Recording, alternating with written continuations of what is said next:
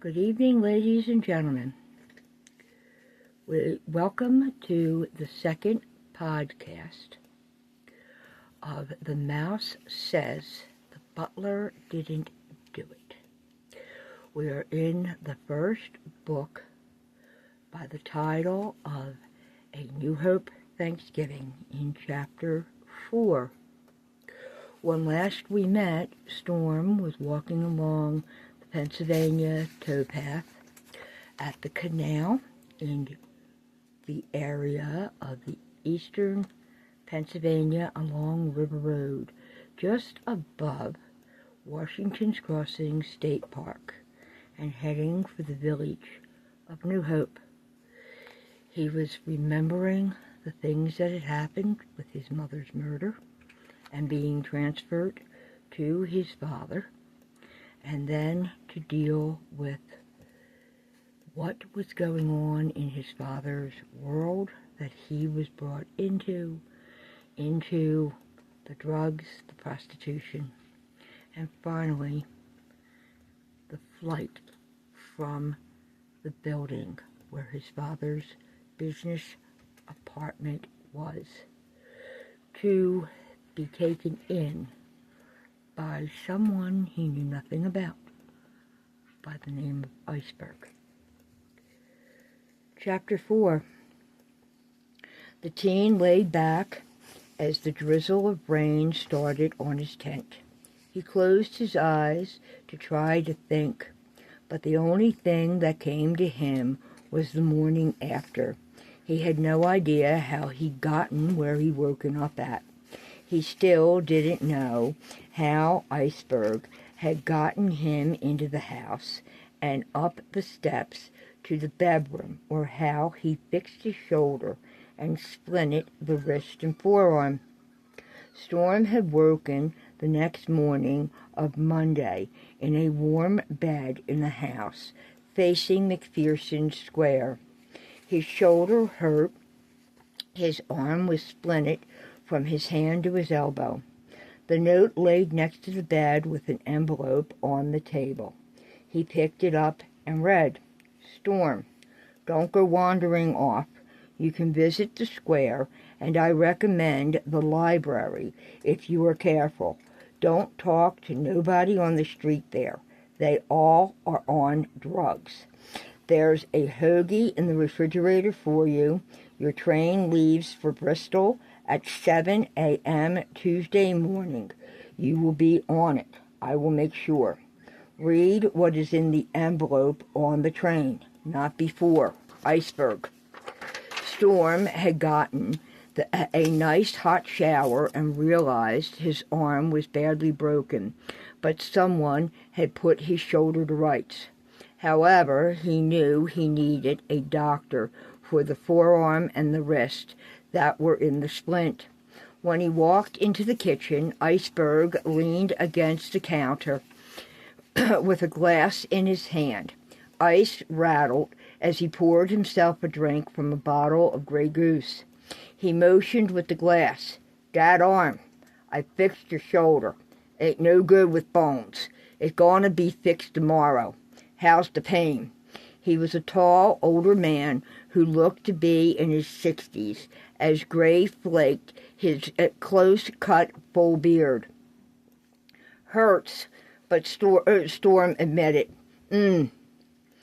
He grunted as he poured a glass of something dark, then opened a bottle of cola and topped off the glass. He set it on the table. "Drink that. It'll help a little." He then took a sandwich from the refrigerator and opened it as Storm sat down. "Your old man is an ass. Always was, even as a kid. Took after Daddy dearest, Georgie Porgy, and very disrespectful to his elders." Storm looked up at the man with the thick beard and shaved head. He was dressed in white slacks, an African-designed shirt with elephants, lions, and zebras. His feet were clad in combat boots. The team dropped his head and bit into the hoagie, then nodded, only to choke out an, "I know. I wish he was dead." Don't be hurting your soul like that, son. He be getting his from someone up there. He nodded to heaven, and I hopes it be our queen. Storm hadn't asked who the man's queen was. He didn't care to. Later that day, Storm had ventured out, not far, just around the square. A lot of drugs, alcohol, and homelessness with sorrow and defeat surrounded that place. He entered the library to search out the books for sale. That was where he found several on camping and survival. That's the place he'd also found the tent and sleeping bag. As he came out, they were dumped in a busted shopping cart, stuffed into a ripped garbage bag, and they stunk to high heaven. After cleaning them and the repair he had to do, he returned to Iceberg's home as the library closed and darkness began to fall. He had showed Iceberg the books as the man cooked them a wonderful meal and took the time to teach him about the spices that his people of South Africa cooked with. Emily gets them for me, Iceberg explained. Storm was surprised and astonished that even being a former U.S. Marine, as they had talked, and his service in El Salvador, Iceberg told him that he had never been taught to read or write. I can write my name, read a few words, and I have my ladies do my shopping for me. I treat my stable very well, like the ladies should be. Don't let nothing happen to them. Anybody knows you look at one of the ladies, any lady wrong, in or out of my stable, and the Iceberg gonna tap dance on you head. Ladies is treated like ladies. I respects that, and they take care of me. He sipped his drink. You see my fine abode here? Yes, I own it, outright. Nothing in it is brand new. My ladies has fine taste. They do all this for me. Any of them has a problem, I handles it. A couple of them has little ones. Some have teenagers, some babies. I make sure their school clothes and uniforms are new, school supplies, shoes on their feet, and coats. Yeah, they warm for the winter. Hats, scarves, and gloves, too. I ain't no ass. Takes their mama's money and leaves them with nothing, and I don't force a lady like Reed do. If a mama is hooked, I does my best to get them off that shit. Dad ain't no good for nobody. And my ladies, they kind enough, they slowly teaching me to read and write. It's all good. What Chris and Silver started, my ladies have continued. On this night, as he sat in the tent, the statement rang in his wheelhouse. That left Storm wondering who wrote the morning's note. He still wondered about who wrote the other ones as well. The handwriting was different on the bedside note from the ones that were in the envelope and the notes that followed. The next morning, he was on the train for Bristol at 7 on the dot on Tuesday, September 19th, from the Kensington Avenue L station at Allegheny Avenue. As the letter instructed, he opened the first envelope that was addressed to him, care of Iceberg, and had been postmarked from New York City. He opened it as he sat on the train to find a second envelope and another letter. This one had explained he would be met at the station in Bristol by a young woman holding a board with his name on it. He would recognize her. The lady's name would be Tootie. That was a name that was familiar to him. He'd been told by Iceberg that morning he'd be taken to have his arm set and to listen to the woman that picked him up. The message on the envelope was clear. Do not open the envelope until Tootie has you settled in the motel room. This envelope had what looked like a faded blood smear to him. Storm had been bothered by this ever since he'd first seen it. He sat here with the envelope and stared at it. He was sure something told him. He could feel it, but couldn't explain why he had the feelings. He knew it was the last of Kathy's life's blood, the blood of his mother before she was murdered. He rolled onto one side as he thought about meeting Tootie. Something ain't right with her. Don't know what, but she's always reminded me of someone. It's weird. She's weird. But who, I don't know, and I ain't got a clue. Storm had lifted his backpack and gear to shuffle off the train onto the platform. As the train pulled away from the depot to continue north, he spotted the woman on the opposite platform across the tracks with the sign that read, Storm Dockin. He waved. She pointed to the steps and called over. Hey, Stormy, how you doing? You go down there and cross, then come up those steps. Storm nodded and turned for the stairs. When he came up the steps, she smiled at the look on his face as she threw away the cardboard.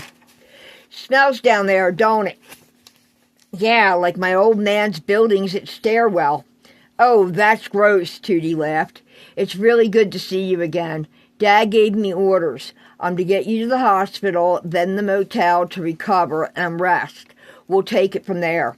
Tootie's hair was a rich ash brown with streaks of copper that sparkled in the late summer sunlight. Her eyes were a beautiful emerald green, flaked with a hint of ice crystal blue. Storm had pulled up short as they started for the older compact car she drove. Dad. Yeah, Iceberg. That's Dad. Each of us kids call him Dad. Hop in. I'll tell you Mom's story and mine. She opened the trunk lid to put his pack in, then helped him to slide into the front seat. I'd like to hear that one. When Tootie got in and started the car, she backed into the lot, then drove out onto the road. Mom was the daughter of a well-to-do doctor in Yardley.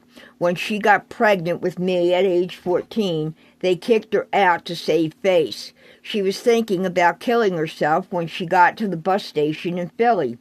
That's when Iceberg, or Dad, found her half frozen and took her home. He got her the help she needed. She was hooked on some shit, and he was able to convince her if her life wasn't worth it, the babe she carried needed the chance to live. He was offering it to her. My aunties and him took us in. Mom's a psychiatrist by trade. I'm working on my BA to be an agricultural engineer and landscape designer. I work part-time for her as her receptionist on weekends and holidays, and at the Botanical Gardens in Philly at night, and I attend Penn State during the daytime. I have 2 younger siblings, a sister with special needs, and a baby brother with an IQ that is just through the roof. She's not like Roxy, Star, Brown Sugar, and Twinkle? Those 4 are my aunties. They aren't what you think they are. Mom ain't all that she proposes herself to be either. Not thrilled about that, and I'm working on getting my sister and baby brother loose from her custody. Permanently. It's an ongoing thing with us. Yes, Dad has high-class escorts, and some, shall we say, less expensive ladies. But those 4 aunties of mine did their job as best they could. They're his eyes and ears for the kids in those projects that are endangered by the area or their parents' habits. The aunties reported you to Dad because Reed Carlson has been under surveillance by the Narcotics Division for years, and from some old military friends of Dad's. It's thought he's got Russian mafia connection. We know he's connected to Brazil and to Colombia. Unfortunately, he thought you were ratting him out to the cops because of the place you were working at. Mako Club on Delaware Avenue? Yeah, that's right. Not only is it a nest for retired cops to work, but the owner, Sal, his name isn't Sal Sinatra. It's Samuel Thomas Dennings, retired captain of the NARC squad, NYPD Blue. She made the turn onto Route 413 and continued to drive to Bath Road and to the emergency room. He's connected with the commander of that same NARC squad, who is retired by the name of Joshua Cranberry. Storm looked at her. So his ass thought I was passing along info on deals. Do you know who the crazy prego blonde chick is with the sawed off? She's got other kids. They were there. They saw her blow the guy away. That's the bitch he's been with for about a year. She's a hooker and is really screwed up by the drugs. But they need her for something from down in Florida or Mississippi or somewhere. She knows some weird shit, but her brain, it ain't there no more. She's real paranoid. The dealer she blew away, Auntie Twinkle, said she freaked 'cause he looked like her ex-husband, and Reed is losing control of her. That dude was Connor O'Toole. Or I should say he was, Reed's go-to between his main connection to the JBM. He was Irish mob, but not IRA. Not good for Reed to lose that type of big chieftain. It's bad news because the JBM, Junior Black Mafia, don't trust him. They don't trust anybody. They haven't trusted anybody even when Sam Christensen came out of prison. And yes, sir, Bob, that is exactly what he thought. She turned into the lot. Now, when we get you in here, you dummy up. Let me do the talking. As far as you remember, you were clearing leaves from my rain gutters, and you fell up the ladder. I saw you fall and brought you in. Got it? Yeah, I'm just a handyman. Got it. 4 hours later, he was resting in an efficiency motel room that was paid for a week's stay. They were waiting for the tropical storm to pass for some reason. He watched the Weather Channel on the advancing track of it as it came to them and went out to sea to swoop back in. That had been weeks ago.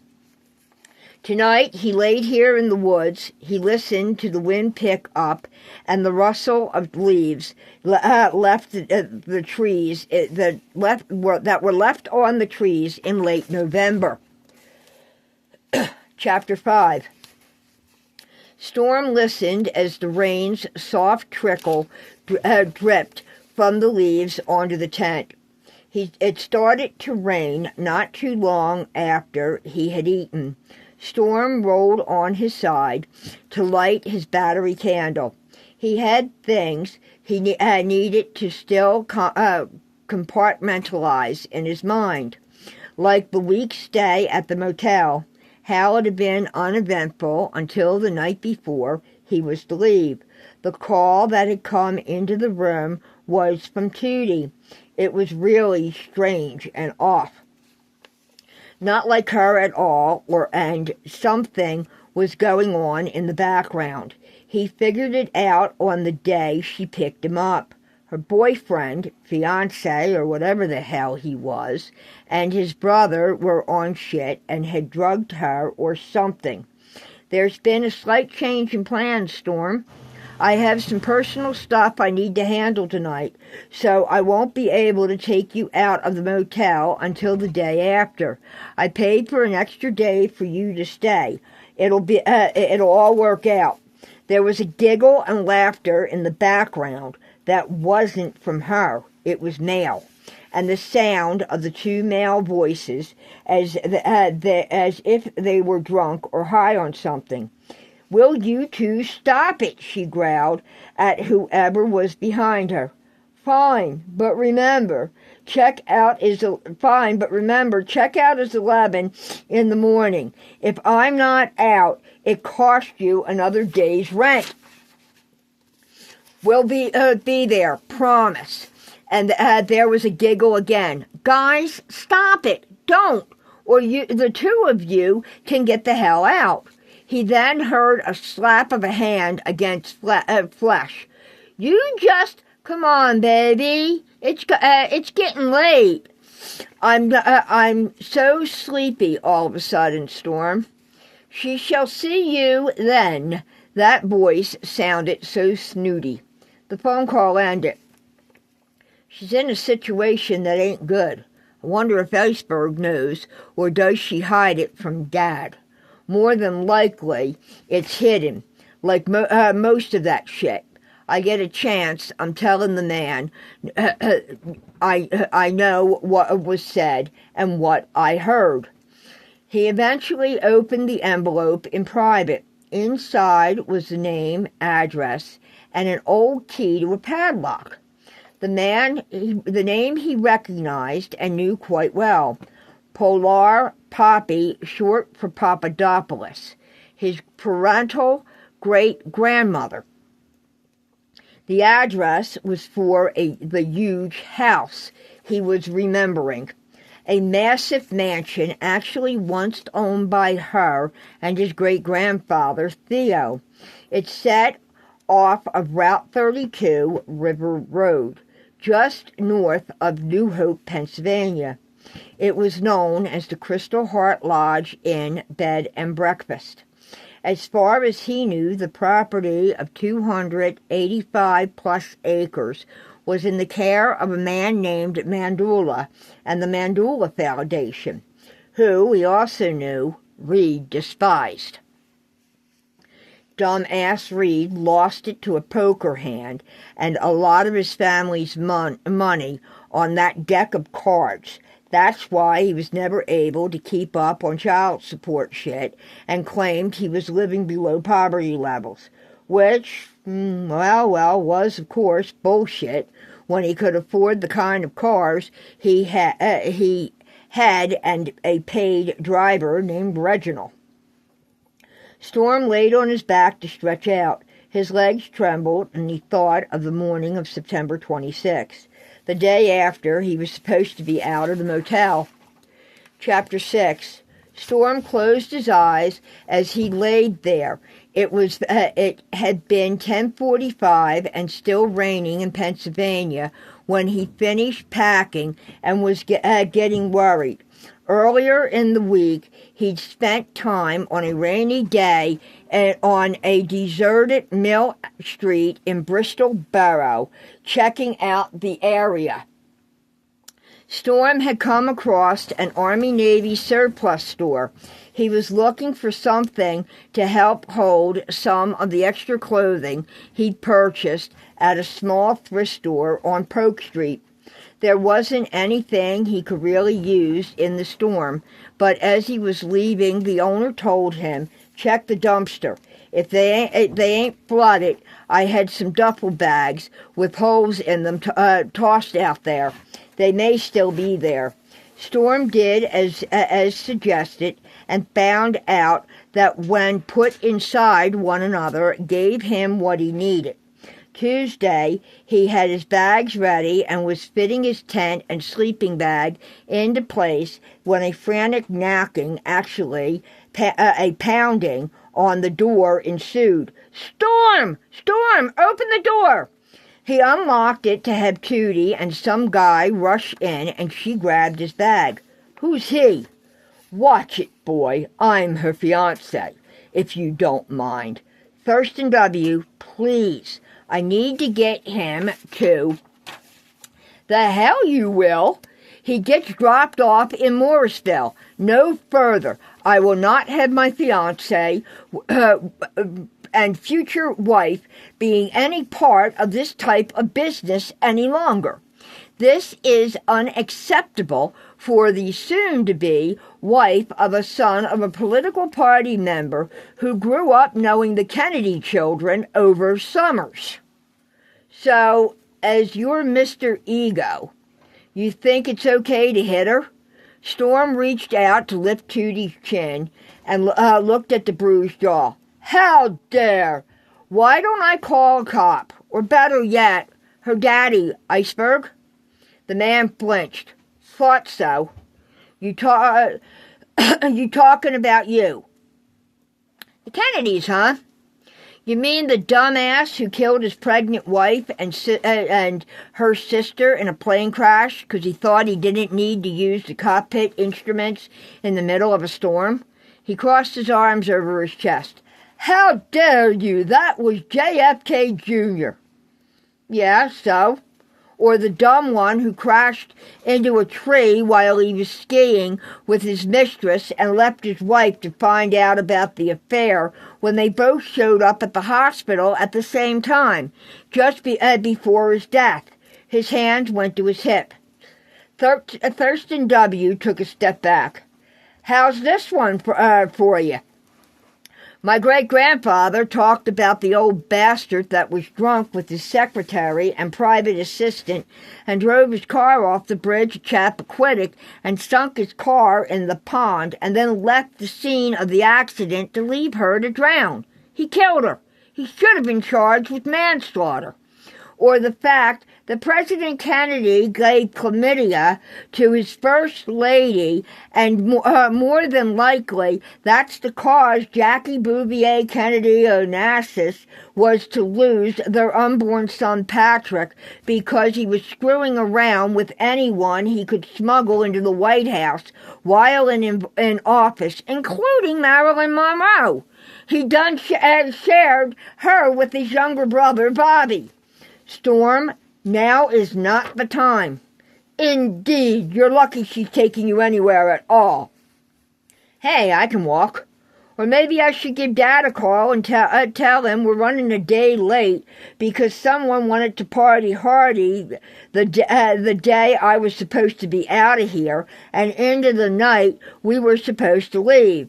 That being said, I guess it was your fiancée, right?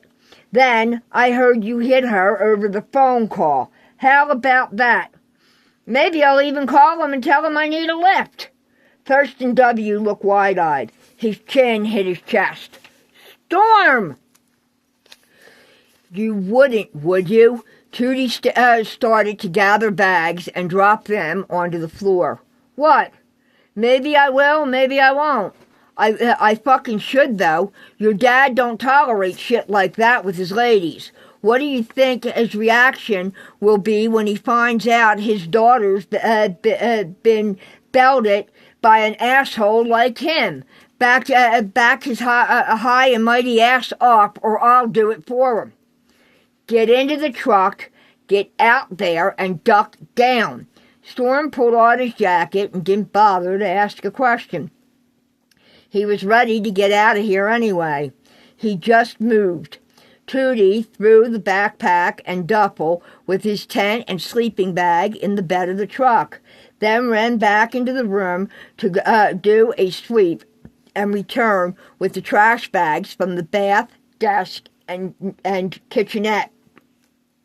Thurston W. threw his hands in the air. Those dirty bags are going to get filth in that new bed liner. Get in the truck, dear. She slid behind the wheel as the man climbed in to close the door. You have your envelopes, right, Storm? She asked as she started the truck with the rain's sound of a drum beat on the roof. Storm patted his upper jacket pocket. Here. What is... Stay down. Tootie put the truck in reverse and backed out. She drove through the rear of the lot to the lot as Bristol Township Patrol Unit pulled up to the office. Tootie, baby, the police are here. Let them handle this matter. I see no reason why you should. She glared at her fiancé. Shut up, Thurston W. Because of you calling the cops, it could put Dad and several of my aunties in danger, and your family will be worried about your fantasy football game teams while I'm planning funerals and dealing with a nutcase of a mother like his. 'Cause she's got herself into a game she wasn't prepared to finish, but rolled the effed up dice anyway. Judy, Lovey, really, your language. So unladylike. She is a psychiatrist after all. What could she do wrong? She has a degree, and she takes care of my mother and sister. Precisely. And you have no idea. And I fucked up by not getting him out of here and calling Graham as I was told to. He is never going to forgive me or trust me ever again because of your actions and Polly boy shit that I found out you brought into my world. She crept through the back street to the light on Route 13 to turn north. Oh, for God's sakes! The man can't even get a partner. I mean, really, New Hope and all, and he's nothing more than a glorified housekeeper. Watch it. You don't want him pissed at you, so just keep quiet. The last time you pissed him off, when Stevie and I were in high school, that was over Stevie when you called her Tabitha and made a witch symbol. When I was 16, and he has a nasty little secret about Polly Boy from 16 years ago that your freaking family doesn't ever want brought out into the open. You had Polly Boy backing you that day, 2-on-1, and when he snapped, he put both of you in the hospital, and the only reason he stopped was because the center for the Philadelphia Soul and Super Bowl champion Eagles pulled him off. You got told if you didn't transfer, you were being expelled, and Polly Boy wound up in a court-ordered rehab for 1.5 years. A little good that did, didn't it?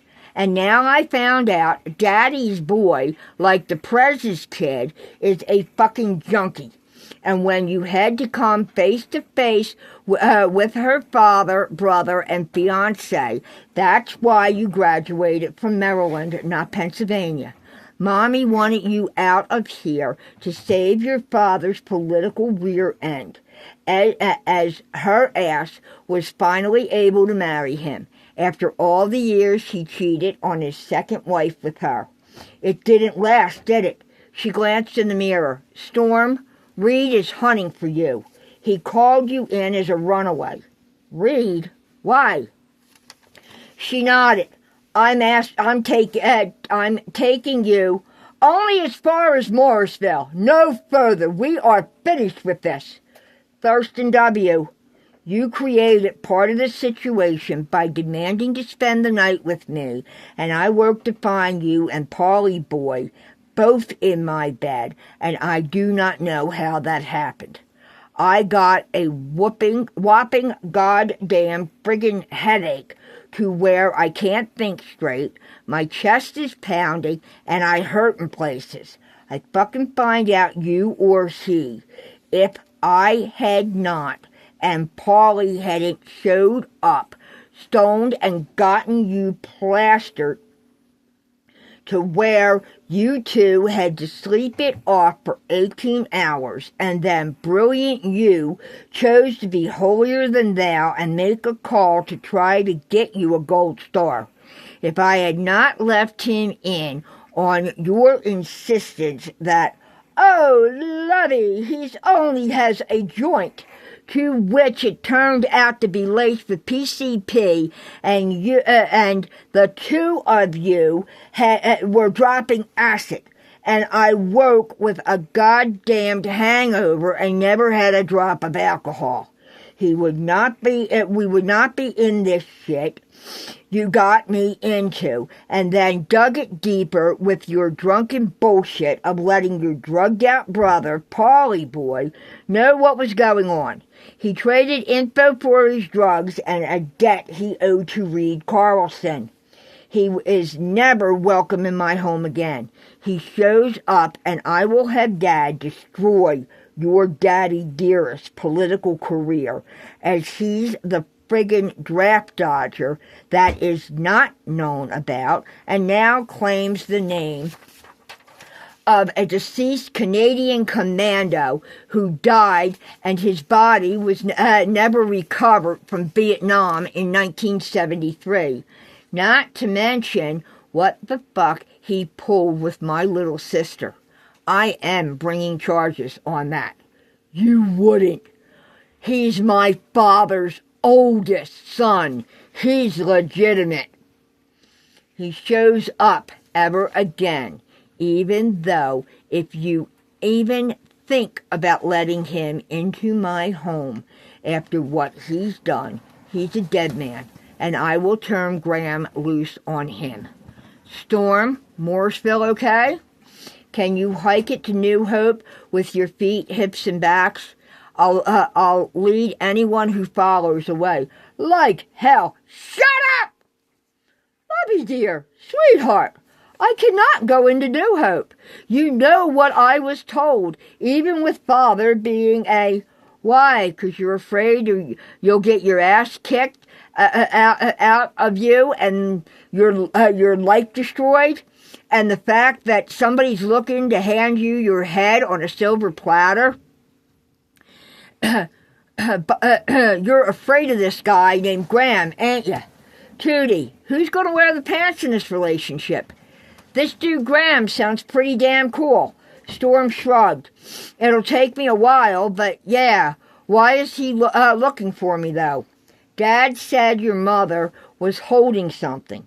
She had something on him, and he, Reed, thinks you either have it or you know where it is. Tootie checked her mirrors. Okay, you can sit up now.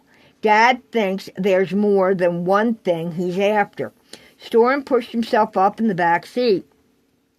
Kathy's apartment was looted within a week after her murder. Murder? Thurston W. shrieked. Tootie, really?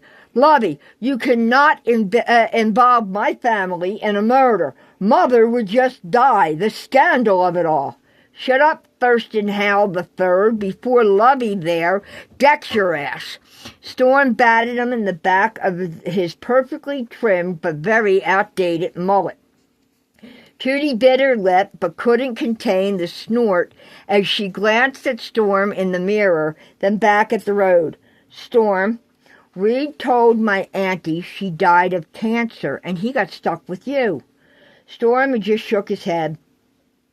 If the blood splatter on the walls in the living room, kitchen cabinets, and counter, and the TV being coated in it, and the puddles that were soaking into the carpet with the EMTs kneeling next to her are a result of cancer, then I guess the multiple stab and slash wounds that destroyed any recognition of the woman I knew as my mother, of the body, or that of the body that I saw, and the blood those men were covered in, as they tried to stop her from bleeding out, is a related symptom of cancer, then I guess she did.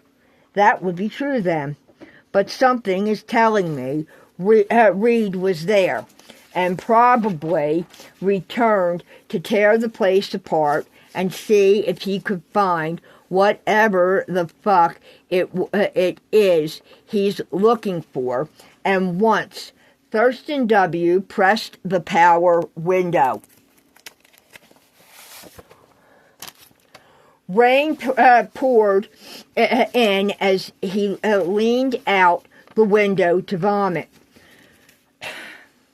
True Marine you got there, Tootie. A stomach of cast iron.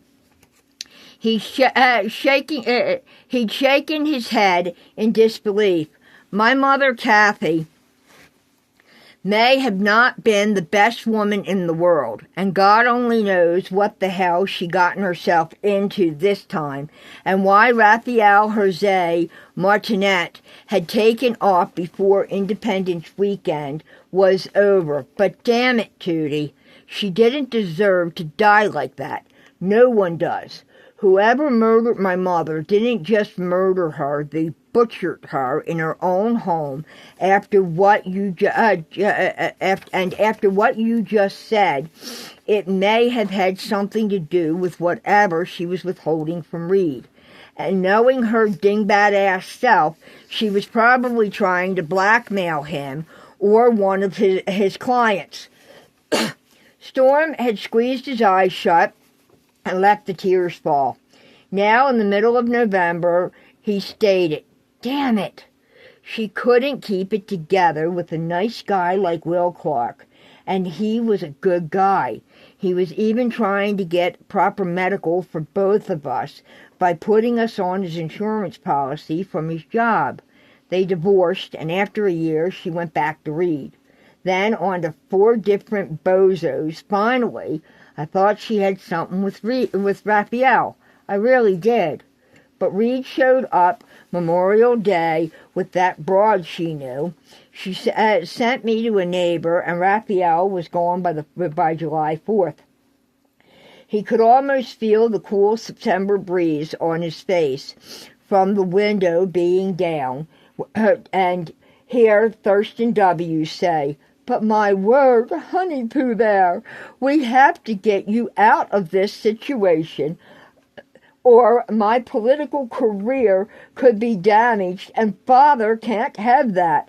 I'm his heir apparent, now as he's representative for Pennsylvania." Tootie glared at Thurston W. "Jeez, Storm just responded with a don't. Thirsty boy there is more important than me. Just dump me wherever. I'll figure it out on my own, like I always have." It had still been raining when he started that hike from the apartment parking lot where he gotten out, and she hoisted his backpack, duffel, and the rest of his camp equipment and slammed the tailgate. "I'll make a few calls," Tootie told him as she gently brushed the dreadlock bangs from his eyes. "Tootie, really, we must distance ourselves from all of this." "Yeah, you do that, girlfriend. And oh, yeah, by the way, have an interesting relationship in that marriage of yours. I hope he sticks with you like Bill did Hillary. And thanks a lot. I mean, really, this will help a hell of a lot. Way to handle a game plan. See you around. Get some ice on that jaw. It's swelling." He shuffled away. Now, as the rain sounded like bacon sizzling on a griddle when it hit the tent, Storm laid here in thought about the long hike from Morrisville to this campsite. He was just north of Washington Crossing State Park, and the date was November 14th. He'd been on the road for about 7 weeks. Not constantly, by no means. It helped that he looked a little older than what he actually was. Storm had picked up brief jobs along the way. He cleared yards of fall debris, stacked wood for fireplaces, mended a few fences, helped harvest the last pumpkins and squash from folks' gardens, and when he worked picking fruit, apples, pears, and an orchard, he'd enjoyed it. He'd done some gardening work to bed them down for the winter at a large house in Yardley. That was interesting, and another point in his world that he really didn't want to think about. The mistress of the manor, as he came to think of this woman, had repeatedly told him he resembled a teenage boy she'd been in love with in high school. But that boy, he would not reciprocate the feelings because of a red-headed cheerleader in his own school he was in love with, and later he married the Flamehead Witch. She'd later gotten second best in an arranged courtship and married the doctor, but she still hoped to catch the man off guard and have him in her bed. She was one effed up winner. He shook his head. Then one day she pinned Storm in the bathroom. Her hands were all over him, and she'd given him a full-on, deep-throated French kiss with the taste of gin on her breath. He'd gotten the hell out of there 2 days later when she was at a society function and was glad to be done with her groping hands and roaming eyes. The fun, though, had come as he put away Halloween decorations and brought out the Thanksgiving ones for a small thrift store settled in the village of Washington's Crossing itself. He'd earned money along the way, eaten well the foods he picked and prepared, dried and canned, and learned a lot about nutrition from several small organic growers he'd worked for. Storm rubbed his thumb across the hard calluses on the pads of his fingers and the palms of his hands. He smiled. He'd earned those as well. The calluses on his toes and clubbed feet had toughened too, and his muscles of his legs had grown stronger. His hips moved easier. The back felt less pain, so had his upper body as it strengthened. The medium shirts were now too tight across his chest, and the T-shirts he wore, he now stretched the seams of the arms when he lifted things or used tools. And tools were, oh man, they were something else he had started to collect. Old stuff. Hammers, screwdrivers, hand augers, drills, and bits. He'd even had a few saws. Mr. Dudley, the archer at Archer Farm, where he stayed for 3 days to work in Yardley after his escape from the woman's grasp, gave him an oilcloth satchel from World War II that was used as a tool bag for airplanes on the aircraft carriers in the South Pacific. He was able to strap it onto his pack and bungee it down. Something else that was new just yesterday. He saved enough money to purchase a prepaid flip phone and a 3-month phone card in Washington's Crossing. Before the rain came in and the cold set in, into the warmth of his tent and sleeping bag, Storm spent the evening by the light giving off by the battery-powered emergency candle, placing a few phone numbers he collected in the last few weeks in his phone. He just started to doze off when he heard it. There was a padding of footfalls and the sound of breathing. Something is in my camp. Shit, he thought. It was close to his tent. It had to be wet from the storm. He could actually smell the scent, wet dog. When he inhaled, he could really get a whiff of it. He pulled his blanket close around him. As he listened, the footfalls faded away. Storm rolled to his side to reach out. His hand now rested on the hatchet he'd purchased at a yard sale he'd come upon weeks ago. This was where he'd also picked up a set of camp dishes, bowls, and cups. The guy had a full 100 yards of aquatic rope for boating he wanted to get rid of because his grandsons had tangled it so badly he was frustrated with it. So he'd thrown it in as part of the deal just so it was out of his garage. Storm remembered the date well, like that of 9/11, even though he wasn't born yet when that happened, October 7th, an anniversary that would be the day he would never forget. The yard sale that Saturday had people talking about the anniversary of the unexpected attack by Hamas on Israel. An out-and-out attack of from the Gaza Strip against God's chosen people on the Jewish high holiday of Simchat Torah. He prayed God would strike those terrorist SOBs down. Not all Islam was bad. No, never. These were the radicals, those that would never live in peace. But now he had to worry about the critter that was in his camp. Whatever kind of critter you are, please just move along. Please, or be a nice, friendly one. He closed his eyes and listened as the animal left camp. His last part of his prayer that he spoke before sleep were the same since the attack on Ukraine. Lord, Heavenly Father, or whoever is listening, protect the innocent people of Ukraine and those of your chosen people, Israel, and the Jewish nation. Protect the Palestine people who did not cause this, and the people of Russia who are the innocents and want that ass Putin gone, but are trapped by the actions of the terrorist organizations like that of Hamas that want to harm Israel, and may there be peace in your lands. Protect me on my journey and let me find a home somewhere where I'm at least wanted, if not loved. Thank you, and amen. He turned the light off. Chapter 7.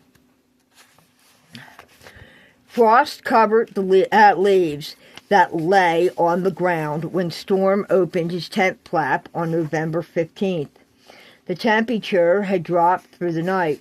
The weather had started to turn more towards the onset of coldness to prepare for the winter months. A nasty chill rent the air with a biting wind. Storm sat on the log drinking a bottle of water with a teaspoon of instant coffee. He had decamped and everything was ready for his walk back to the towpath. Reaching into his jacket, he took an energy bar from his pocket to peel it open and bit into it. Dang it! It was as hard as a rock from the cold. He pulled from his pocket his winter hat and gloves he'd gotten at the thrift store and put on. Holding his backpack, he carefully slid it over the right arm and onto his back. That arm hurt on bad weather days like this, but he wasn't stupid enough to take the script he'd been written. He never even had it filled. After all, Raphael was hooked for years after back surgery. He wasn't messing with that shit. Motrin will do just fine. Thank you very much. Storm put his left arm through the straps, then lifted the duffel to throw over his neck and let it hang at his side. He picked up his bottle. Pack out what you pack in. Take only pictures and memories. Leave only footprints and good vibes.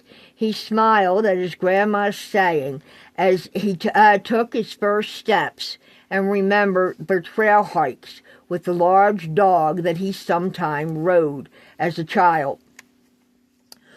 Then he remembered long ash-brown hair and rich mahogany highlights with his own pale green eyes.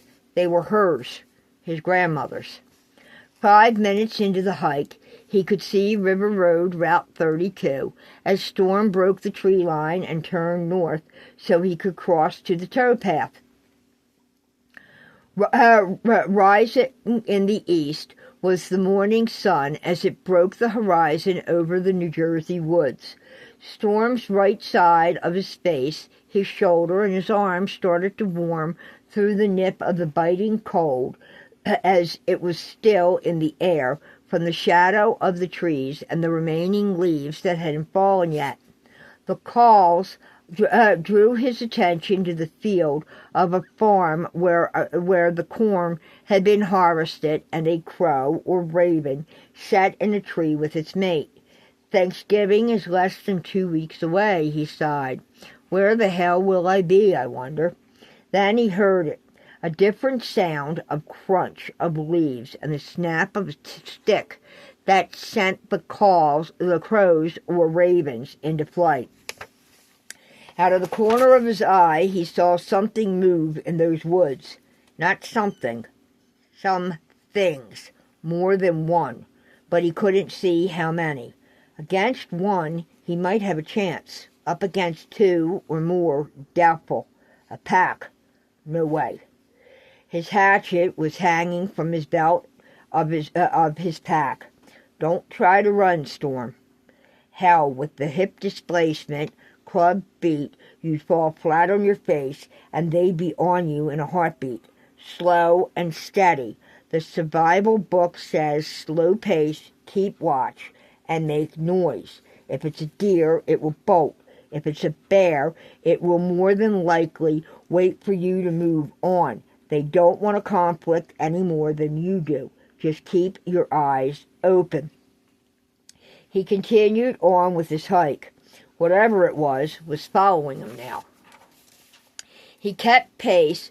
It kept pace with him, but sometimes it seemed like it was ahead of him and would circle back. Other times it was like there was more than one. 3.5 hours into the hike of whatever it was still was tracking him. A car passed in the opposite direction as he neared a one-lane bridge. He'd cross over and wait. The sightseeing map he'd gotten from Mr. Knowles Frank, a guide at the state park, showed that the tea house his grandparents talked about that had closed and was left as an abandoned building on an overgrown area that the woodlands had taken back to nature was not that far in front of him. It's about 2 to 3 miles beyond the bridge, maybe a little further or so. That's what Mr. Franks had told him. Hopefully, he ain't wrong. Halfway across it, he heard the sound of a large stereo as it blasted, but no sound of a vehicle approached, and the radio was getting louder as it came at the 5-mile-per-hour hairpin turn just at the entrance to the southbound single-lane bridge. Storm caught a glint of shiny black paint and a large chrome grille through the barren tree limbs and the lower branches. Then there was a hard impact of two things. One large, about 75 pounds. One small, less than 5 pounds, but still strong with its determination. Both furry and very wet. This was followed by what sounded like a shriek and a howl, and both hell-bent on knocking him away from the imminent collision with the death machine coming at them as a third something sent up an urgent scream. They tumbled down the steep embankment. Storm rolled side to side. He tangled with his duffel bag, impacted with the cast iron pots and pans, the Dutch ovens and lids. His head snapped back against the bedroll on the pack as he tried to look for anything to grab onto to slow his descent as the creek bank rushed up at him. The little fluffy thing tumbled head over tails. It twisted and turned as it tried to claw for purchase on the rocky soil just above him, while it gave way beneath its back legs and flailed. In the process, it twisted around and flipped onto its side on the steep grade and began its own tumble and roll. Storm reached out with his left hand as he tried to protect his right and managed to grab onto an exposed tree root. He gripped it as he got one of his twisted feet on another and a toe hold on a boulder or rock or something sticking out of the hillside and was able to steady himself.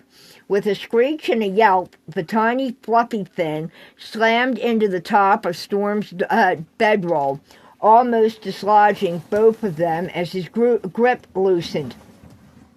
He blinked the dirt out of his eyes in time to see a gray, white, and black something, a large thing that had hit him. It was in a roll, then flipped past him less than 20 feet away as it back-flopped and turned backwards with its behind sliding as its back legs were caught under it in a backslide. It hit the bank and skidded through the mud to roll, tumble, and bounce, all the while howling and entering the creek with a large crack as it slid across the ice covering and splashed through the thin layer of ice as it gave way. "Buck, hold on!" There was another whine from above. He looked up but couldn't see through the dust and dirt fog that was drifting down from them. That's when he thought there may be another dog.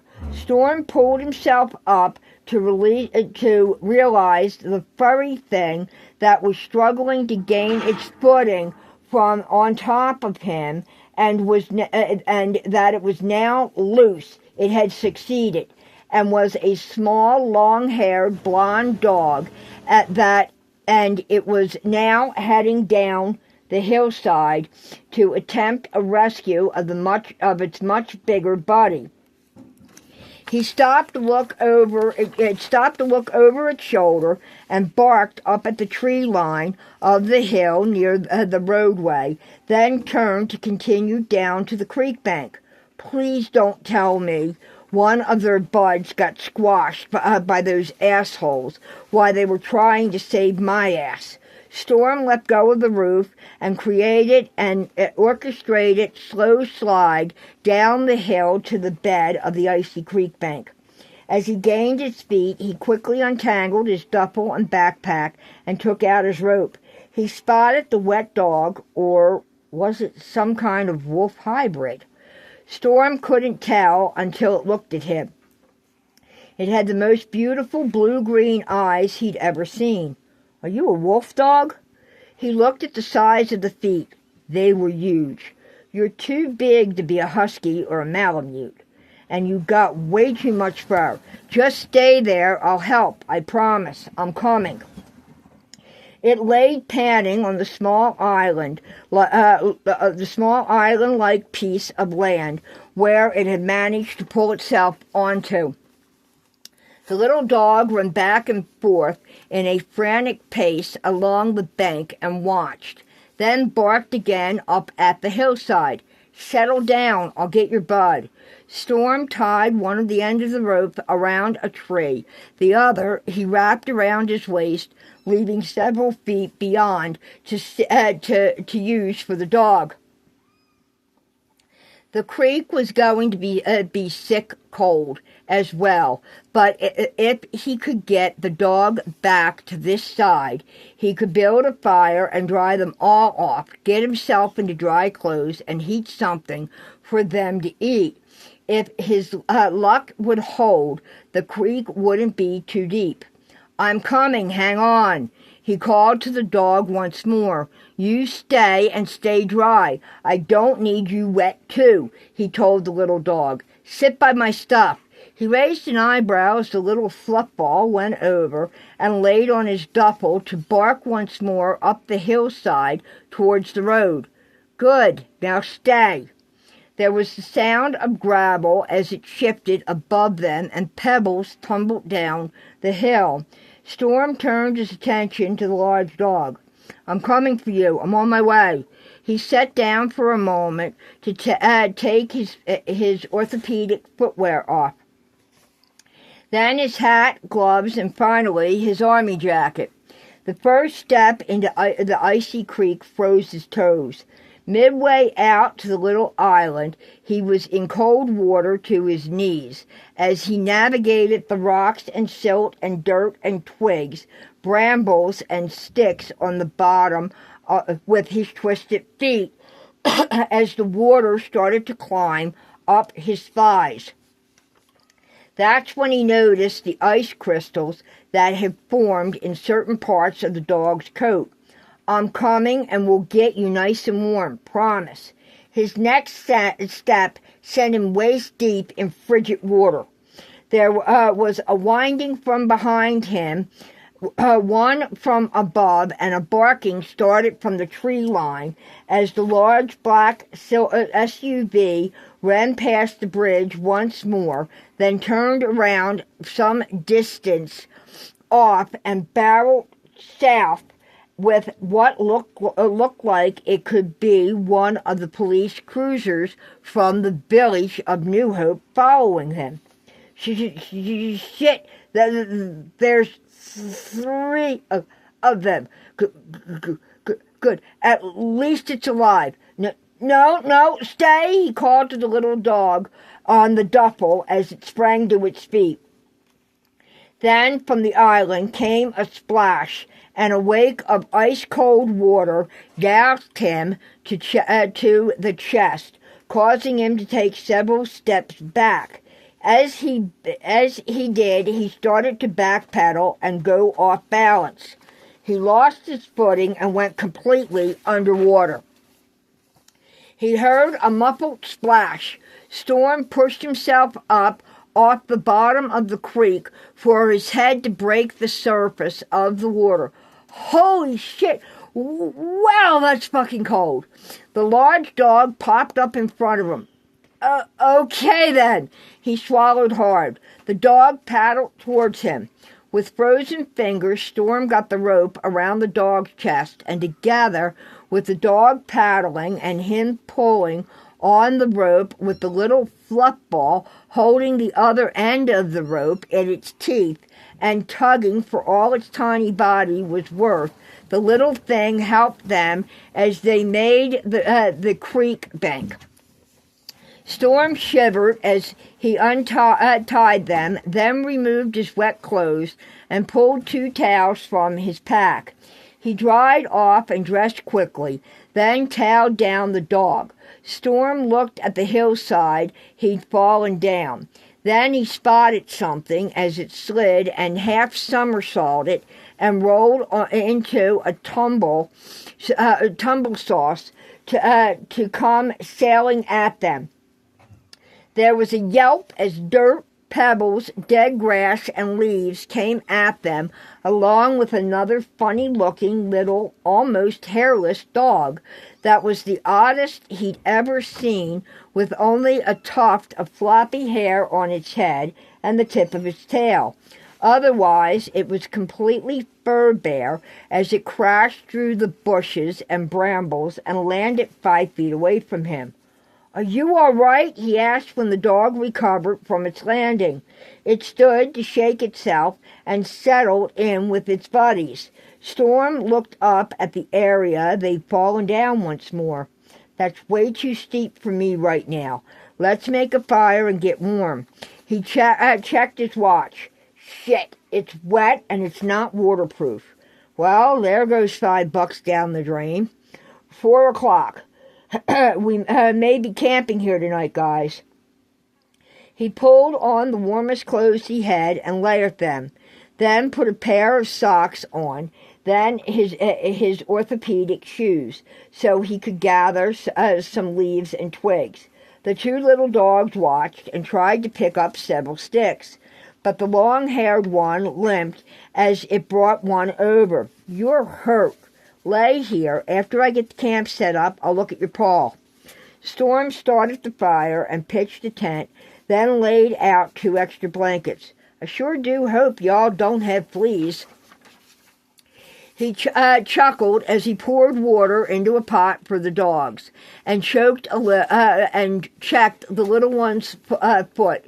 Storm winced as he found the little dog had torn a claw out in his hillside downward slide and deeply cut the pad as he cleaned and bandaged the foot.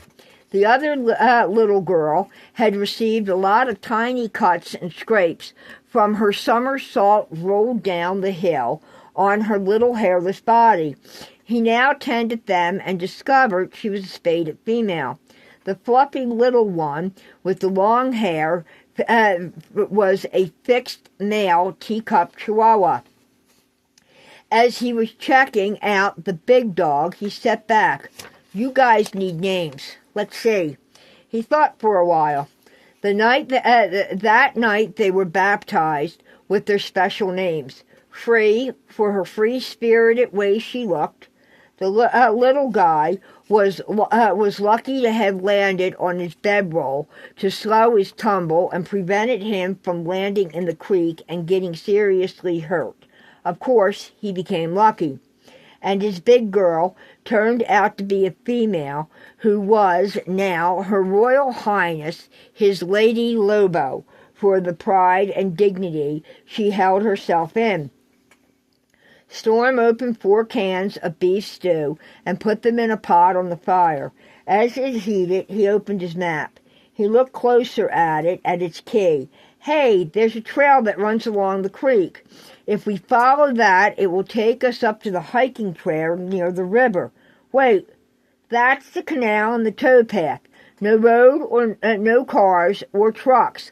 What do you think?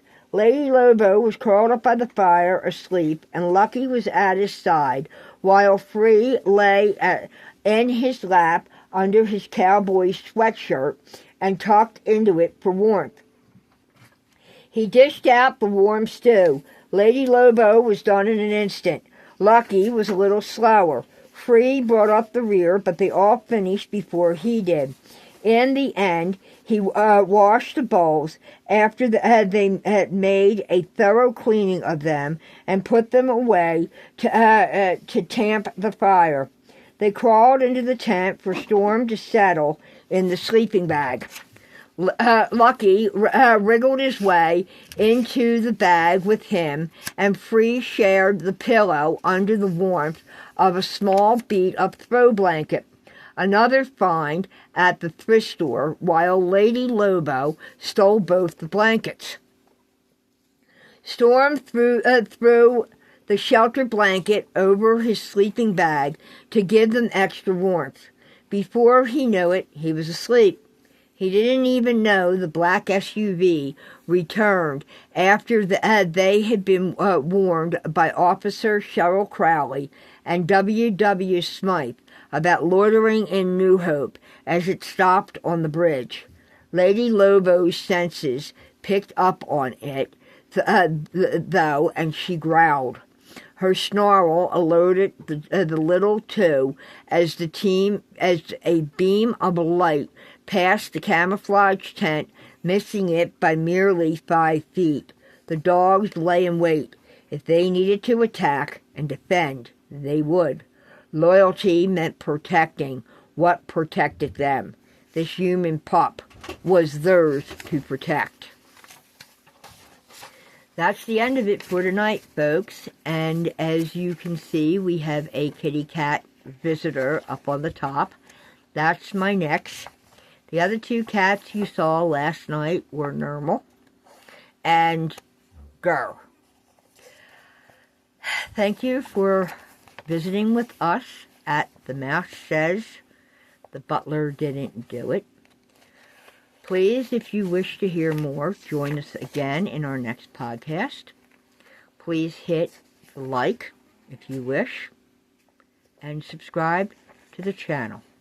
Thank you and have a blessed night.